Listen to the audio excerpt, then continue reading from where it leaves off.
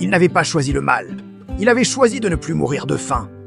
Et parfois, c'est exactement comme ça que tout commence. Frank se tenait debout face à la mer, les pieds dans le sable humide. Le vent salé lui brûlait les lèvres.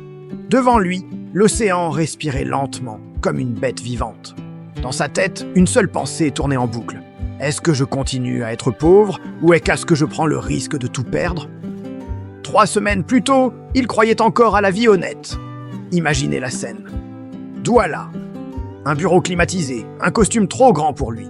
Frank avait repassé sa chemise 3 fois. Il avait ciré ses chaussures jusqu'à voir son propre reflet dedans. Son CV tremblait dans ses mains. Licence en gestion. 3 ans d'études. 3 ans de sacrifice. Sa mère avait vendu ses pagnes pour payer ses frais de scolarité, pour lui donner une chance. Une seule. Le directeur, un homme imposant derrière un bureau en bois massif, a pris le CV. Il l'a regardé à peine 5 secondes, puis sans un mot, il l'a jeté à la poubelle, juste là, devant lui. Le directeur a levé les yeux et a dit, avec un mépris à peine dissimulé, « Ici, on ne recrute pas des diplômes, on recrute des noms. Toi, tu es le fils de qui ?» Frank a senti la honte lui brûler l'estomac. Il s'est penché, il a ramassé son CV froissé dans la corbeille. Chaque pli sur le papier était comme une cicatrice sur son orgueil. Il est sorti de ce bureau en silence.